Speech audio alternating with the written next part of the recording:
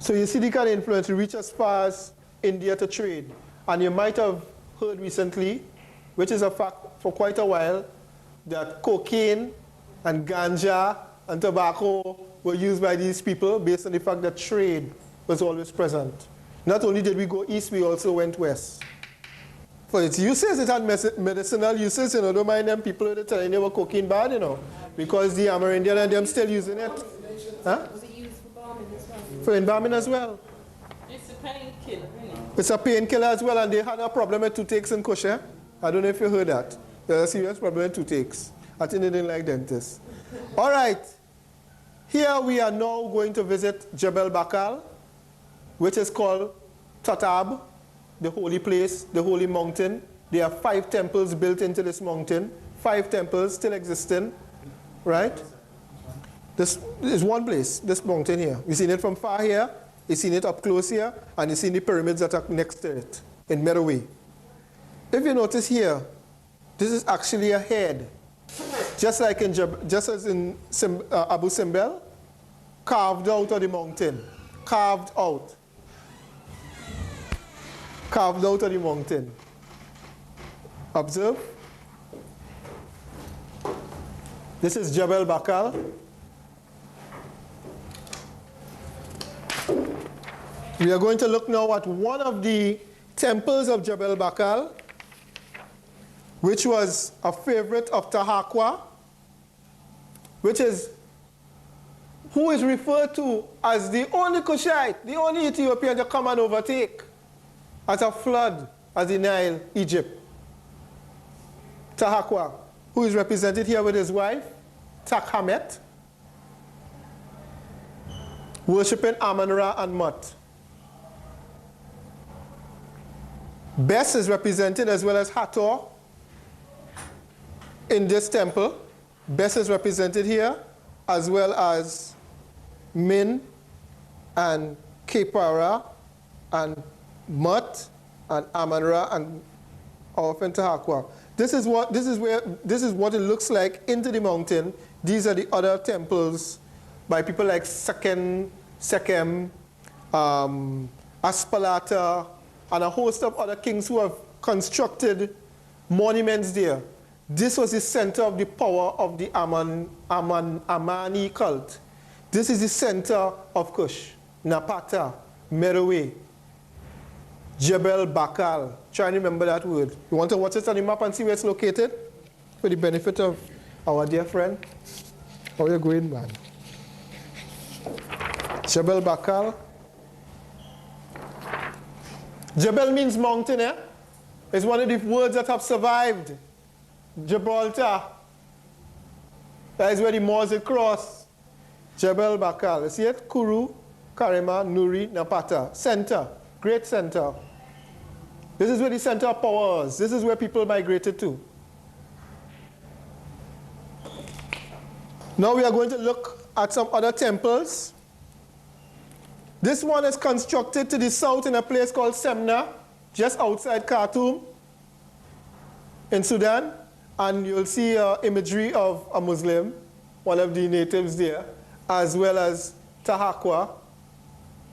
As well as Tahakwa here represented making offerings to Amun-Ra and Mut. And this here happens to be a temple that was constructed by Thutmose, who was actually a Nubian. We'll speak about the regions tomorrow. I'll show you all the regions who were Nubian. And this is an entrance to the Lion Temple in Nagwa. And this here is a representative of part of an elephant that has survived in Tulib, another center. Notice the pillars in the back. They're still there. Tomorrow night I'm excited because nobody is doing this. I'm sure nobody not doing this. Nobody is speaking about the Kentakes. This is Amanche Plata, great woman. She did a lot. This is her enthronement. See her son putting incense before her? And this is her here holding her enemies. There were over 36 Kentakes. Over 36. And we'll name them. You know, who was she fighting? She was fighting against the Romans. She was fighting against the people of the north who tried to invade her territory for slaves. She was fighting against the Assyrians. She fighting against other Africans. Hardly likely. People who were the enemies of Kush, whoever they may be, just as how we say that to white and black oppressors. Again, we get another look at Jebel Bakal, its location, the pyramids along the Nile. But save my candle, boy. Yeah. So we could burn more tomorrow. Right? Observe El Kuru. There's another one up this way, Nuri, and there are others as well. So here it is, you see where they are located along the Nile, and you notice the Temple of Sanam, which you were just watching at, and the Tumulus Cemetery, which we spoke of earlier. We spoke about pyramids in the Sudan. This is just one set of pyramids, man. There are different kinds. There are times with flat tops, some with chapels. There are different types. These are Nuri. These are the pyramids of Nuri. There are over 14 of them there. Some include horses alone. The royal horses of the armies that fought for Kush are buried between some, as well as some have been plundered over the period of time, where a lot of gold and all that. We'll speak about that later. But I wanted to see the inside of them as well. This is a elevation drawing of those with chapels, what they look like. Tomorrow night you'll be seeing a lot of these drawings, what they look like up close. The representations.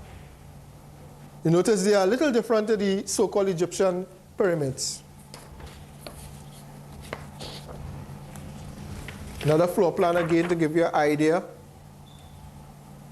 Notice these are steps going down below the ground to the tomb area. And a chapel above. Right, chapel, right? Entering into the hidden chamber, see it?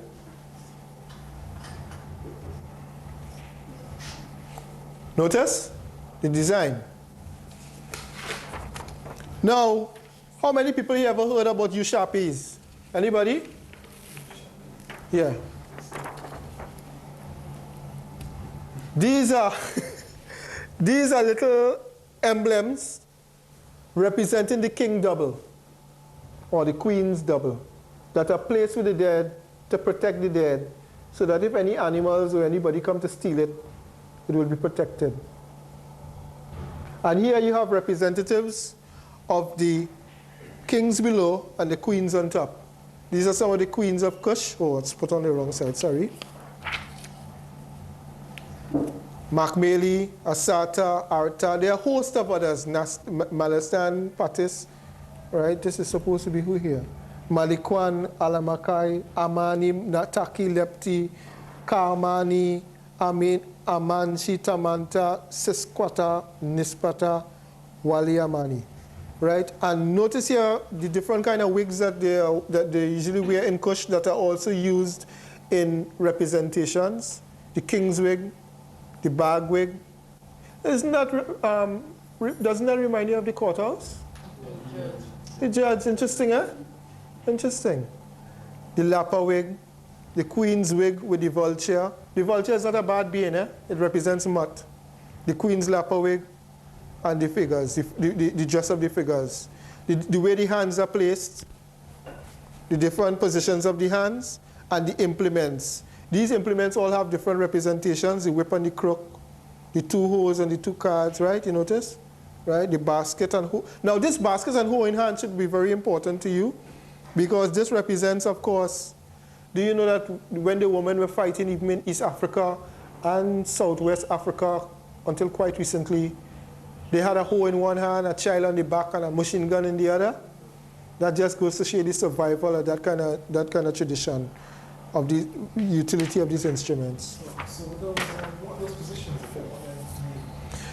Each one of these, well, the positions, as far as I know, they just basically refer to the, like this one here. As far as I know this. This is the crescent and the spear, and this is a pyramid. It's a sign of reverence, basically, a sign of reverence. So this is something that they're buried in those positions or something? That's right. Not only are they buried in these positions, the Shapis are also represented in those positions. So this is just an illustration of the different positions and the implements with which they have been placed. The implements with which they have been placed are like instruments of power. Like, for instance, when I die, so perhaps they might give me a pen. which is representative of the fact that I'm a writer, right? There are cases whereby you would have one that is representative of Osiris and Isis, like a crook stick and a scepter and what have you. We will speak a little later on tomorrow about the meaning of amulets. The meaning of amulets. Right? I'll tell you what an amulet is and the meaning of it. These are inside versions now of the pyramids of Nuri. Hope it's bright enough. Is it all right? Now, it mightn't be too clear, but if you look here, you will see the different deities represented. You will see the deceased lion. Notice the design. Now, these three pictures actually represent one photograph, that's supposed to be pulled together. Call this a long wall, right? The deceased head, the end of the bed, the roof design, the exit, one of the wall motifs or elevations, right? There are others as well that are more clear. One of my favorites, Ankhkara, represented. There are a host of others. I have over about 80, and I want to show you most of them. I won't show you them tonight, but over the period, where you can see what they look like. Here we have the goddess of Amenti, which is Isis, embracing Ankhkara. But here is Ankhkara as well, enthroned, offered incense by the priest, who is symbolized as Horus. And you notice all the people giving offerings with the palm. You notice Anubis at the top as a jackal. And these are the different deities taking care of the body. And he's making representation to all of them to protect him to the afterlife, to Amenti, which is the afterlife. Ankhkara.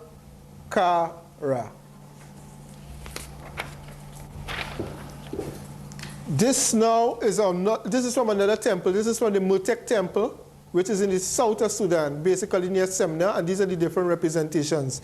These three representations here can be found in the Egyptian Book of the Dead, and they're actually reproduced in this pyramid and chapel. Notice the knives in hands, the boat of Ra, the sun, the Ba, which is the soul, when he was born, when he died. When he was born, when he died. Notice, when he was born, when he died. Here it is, as we were speaking earlier, about the coffin bench and the different representations around the coffin bench. This is in Begara, Anubis and Seka. This here actually represents kind of protection for the dead. They're protecting the body that was there, that was stolen. And nowhere are the remains of the Kushite kings displayed in any museum in any part of the world. They're not displayed anywhere. It is very strange. They display all the Egyptian kings. They don't ever talk about the Kushite kings. And then they're in a preserved state. They are? They're in a preserved state. They were in preserved state. Where are they? We don't know. They had the Great Nubian campaign where they came in and they took out all that material and that was it. Or they left what they left underwater. Yeah, they got all the mummies and what else? Yeah. The Egyptian ones in the British Museum. They just Yeah. What's this I hear about Muslims and laser beams?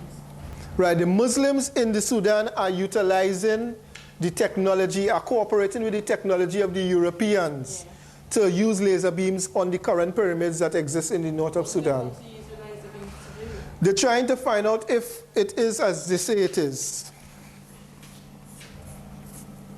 I didn't have no chalk tonight. Tomorrow I have to give me chalk.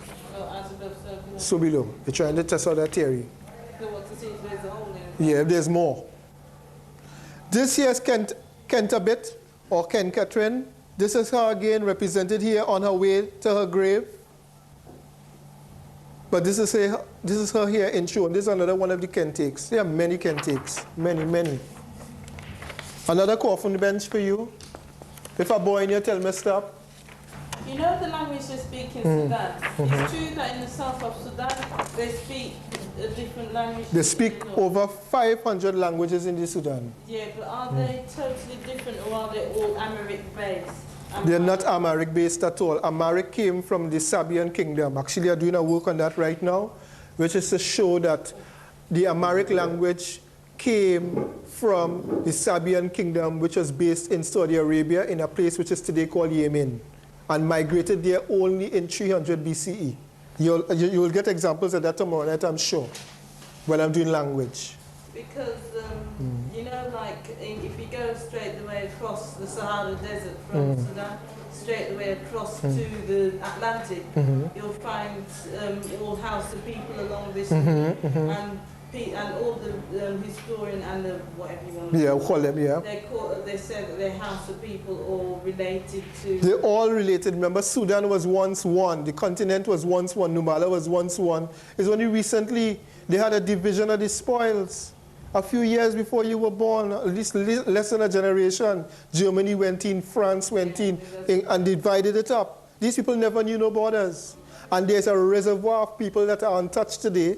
And I'm looking forward to this guy coming to speak to you all, that you will understand the gravity of the situation, to know that there are people who are still undiscovered and people who are still oppressed and stolen and made slaves.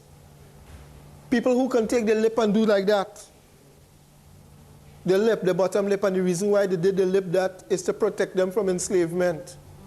And it could go on and on. What are these swastika? Who says that that's a German symbol? Who says a Hindu symbol? It's the sign of Canaan. The sign of Canaan. I hear they say it's Chinese too, but you know we influence all those people.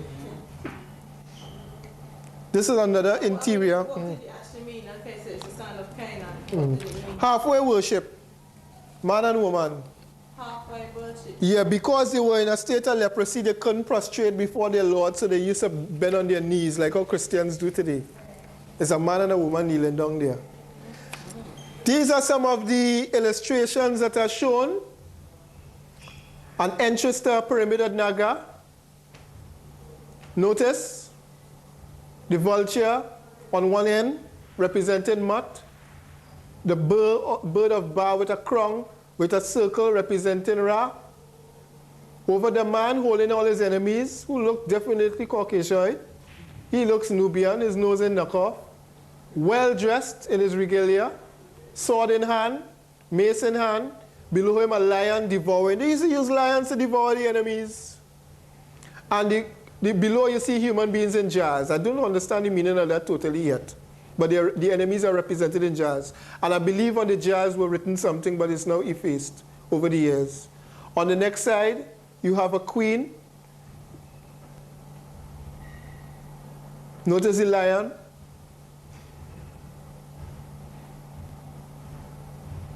This is supposed to be Nata Kamani and Amantaret. They ain't telling you about these things at all. They're hiding this from you. They don't want you to know about Amen Akneb, who built his own pyramid on the left, or Turkin Kalu.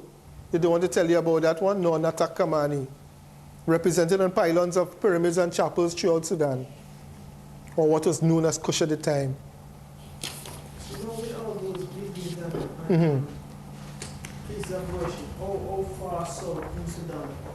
They are only as far as Khartoum and a little outside of Khartoum in a place called Semna.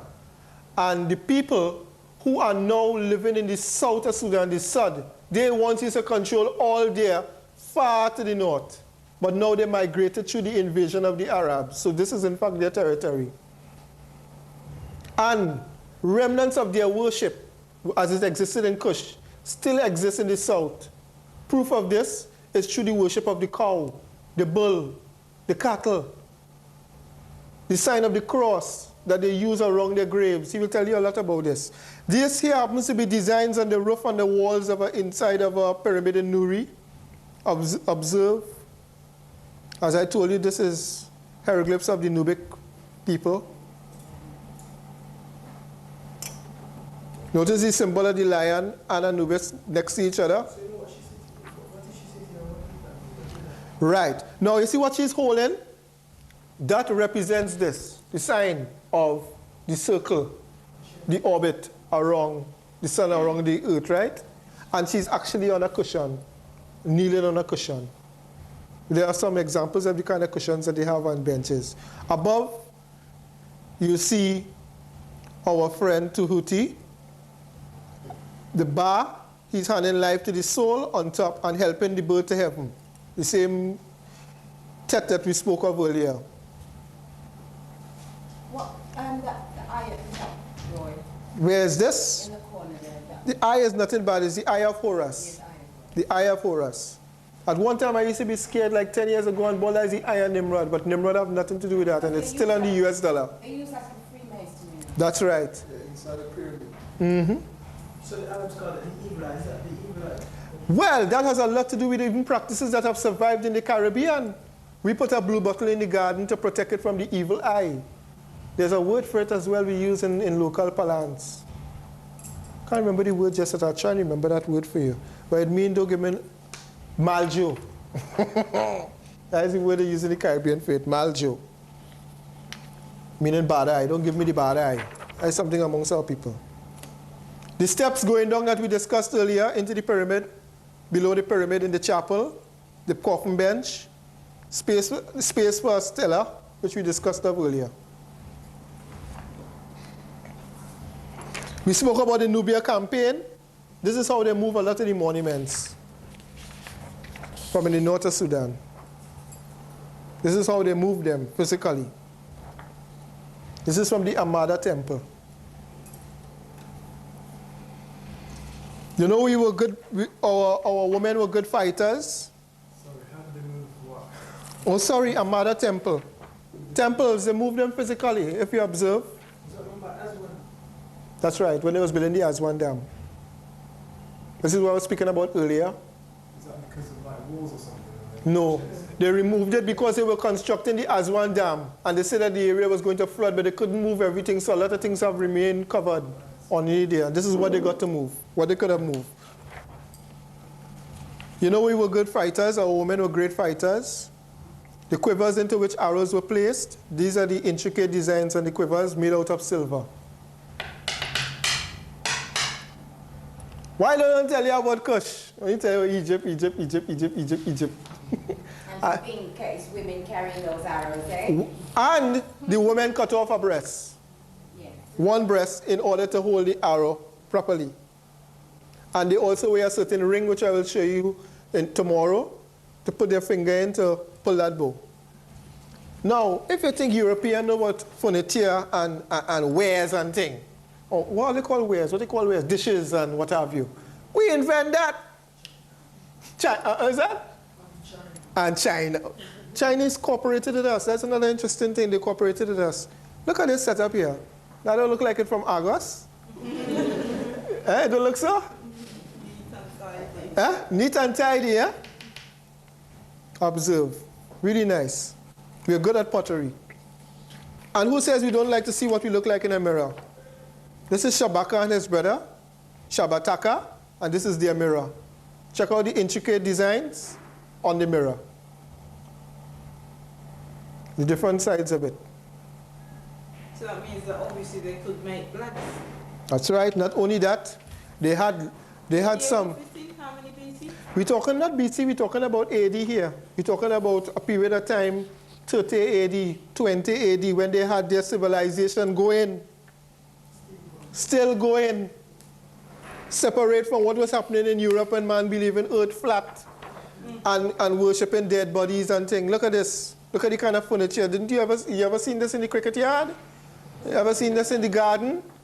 Where do you think that come from? That's some Kush. Kush. Check out the designs. This is a pillow. It's also used as an amulet in design. And it has survived in places like Ethiopia, which I'll show you when you're doing the class on Ethiopia and Christianity. Here we have...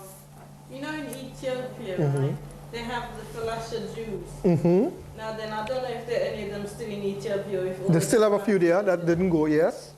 And they,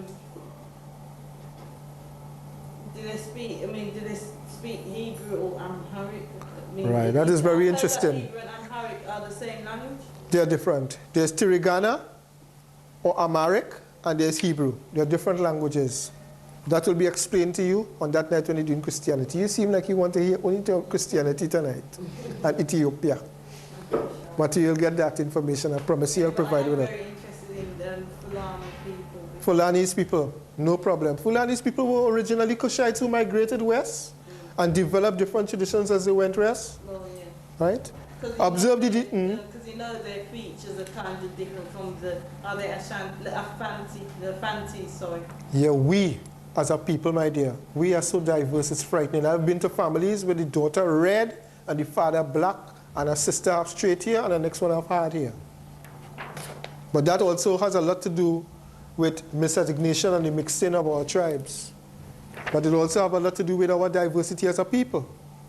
Observe the kind of jewelry these people steal. This is from the Fellini's collection now placed in Berlin, from Kush, taken during World War II. Gold and silver. Lovely, isn't it? Juila, where are you? You should be watching at this and planning your strategy to continue this craft, eh?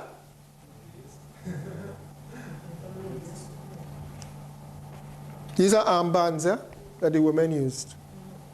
This is from the Fellini's collection. Fellini is a guy name, eh? Old thief. Now,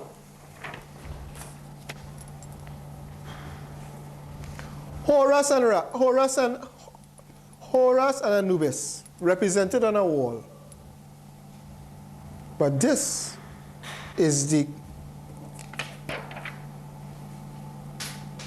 very important. This is a talisman that is placed before homes during the Kushite dynasty, showing Horus in one hand, holding two snakes, in both hands holding two snakes, holding the crocodile as well as the antelope, no, standing on the back of a crocodile, protected on both sides by three deities. So I'm sure you can recognize, like Isis and Tehuti, and Bess above him with the two eyes. Before he leads the cow, the holy cow that you were speaking about earlier. Remember that word, holy cow? That is a statement, isn't it? That came from us. Hathor, eyes of Horus. So you know the Hindu culture is yeah, they see that same thing what the Hindus are doing when they refer to the cow as being holy. We never ate the cow. Now they're eating the cow and again, mad cow disease, because they're feeding the cow meat. This is Kensu, who represents the moon, who is the son of Amon-Ra. Very important figure, repeller of evil.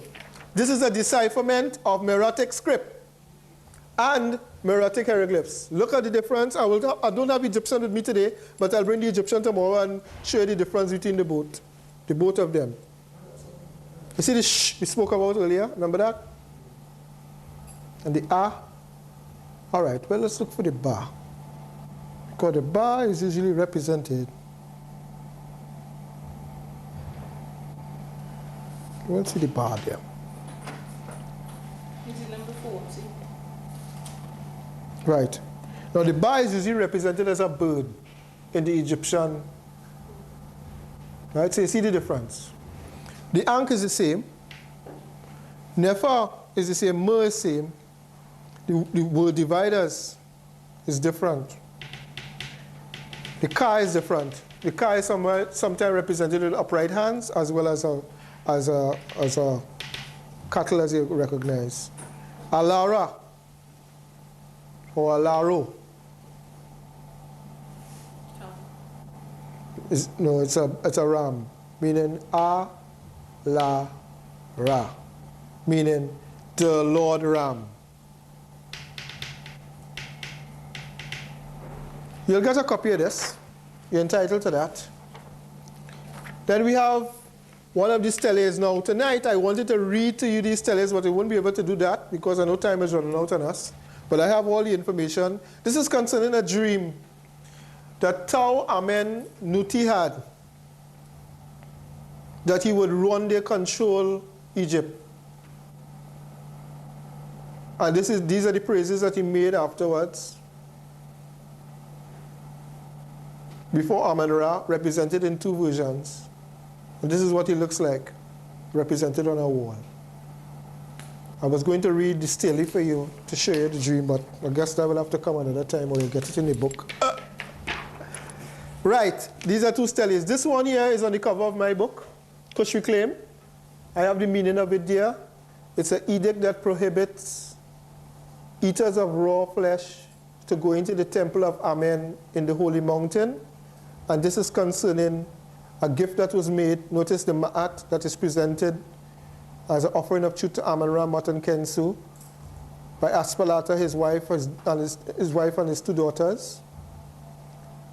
And this is concerning an agreement he made with his wife to give her gifts until she's dead, so that she'll be able to make offerings to Amon-Ra, based on the fact that he was Pharaoh of the whole of Egypt. And that's it basically. And I think now is a good time to ask questions on About the deities, right?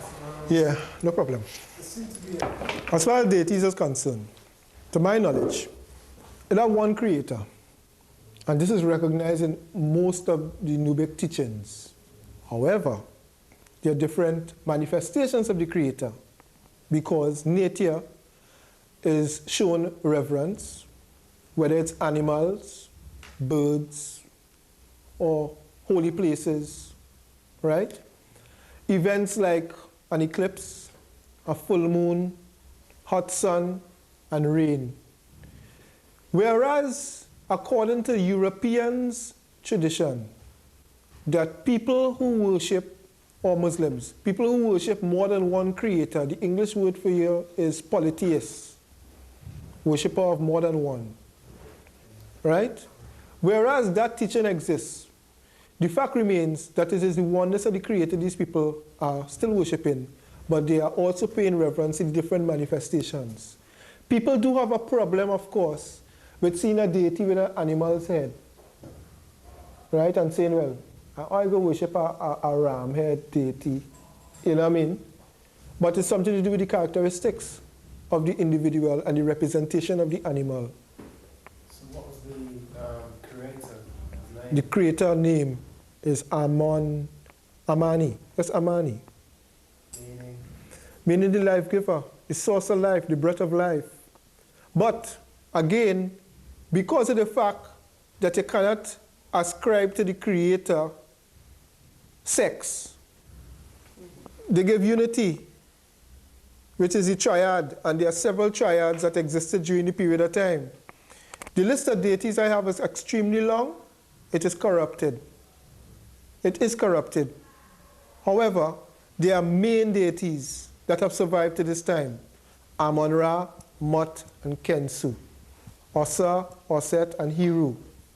And the story goes on, but it shows you clearly the family unit. And ancestral worship, as I put in this document to you, has always been a part of our culture.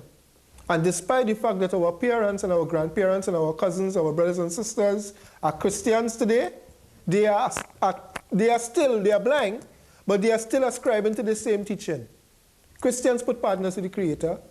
They say Father, Son, and Holy Ghost. 3 in 1, which again gives you the pyramid.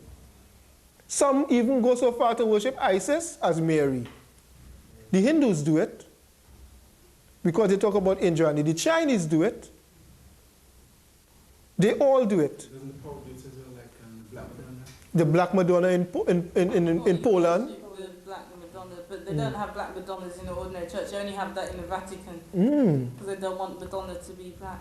No, there might be this They have it exists in different parts of the world. Look, for instance. They've got one where they painted the feet white so that they can kiss it, but she's still got the dark color.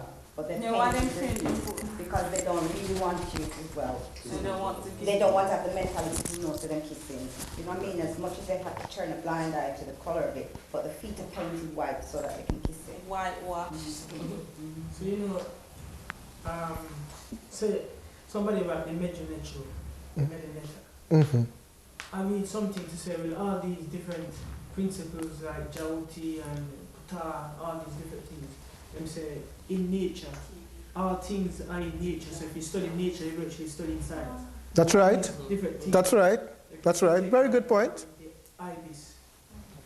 Can I ask you something? Yeah. I didn't know that I'm one that's always asking about what they call them clans or groups of people. You know, in the north of Sudan, they have tribes called Beja tribes and others Yes. like this. They call themselves Yeah. Arabs because they're the same family as Queen of Sheba and Sabia. That's and all right. that lot. That's right. And then you have the Southerners, which look different than they are. And they That's speak right. a different language. That's right. Why are they fighting? I mean, because... Why are they fighting? All right, I will tell you clearly what's happening. I will tell you what's happening there now. You're going to be told about this on Thursday in any case, but I'll tell you clearly what's happening. The Beja tribe, or the Hadindowa, right? They look like me. They are supposed to be the original Arabs, Okay. not the people who call themselves Arabs. They migrated from Saudi Arabia, right? Previous to even Muhammad, Yeah. and lived in Sudan, northern Ethiopia, Tigray, for a long time. However, with the coming of Islam, they adopted Islam as their religion.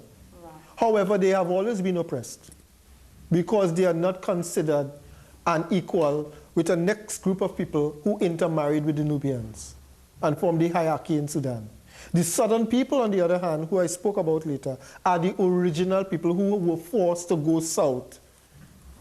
They were forced to go south because they were taking them and making them slaves. If you read Egyptian history, you will see that Punt and Kush were the place where they used to go and steal people and make them slaves. So this is why whenever they project or they represent Right. African people in Egypt, they show them as a slave. Yeah, slow down, right. Now then. Time, eh? Time. Watch that time. There's another question, right? When you speak about the Beja tribes, the original tribes that used to live in was it Mecca or some southern parts of Saudi Arabia? Yemen. Yemen, right? Yeah. The- Soba is the name of the place, or Saba. Yeah, right. Now then, they're brown-skinned people, aren't they? They're like, because I've seen pictures of them. Say in your work, Yeah. the other work, right? Those are what they look like before they're married to the people. Are they related at all to Chadians? Are they Chadians, people from Chad? 'Cause you know- They are related geographically because, as you are well aware, our people have always been migrating to and fro. Migration is a thing that always took place. Yeah. People always migrated to and fro. There was no border. We are a trading people. We are still like that. Look where you find yourself in Europe. Your parents are trading people. They came and traded their skills. So, as far as that is concerned, that's how it has always been. Thank you. Time is running out on us. I didn't expect this to turn out, so I probably went too long on those things. Looking forward to seeing you all tomorrow.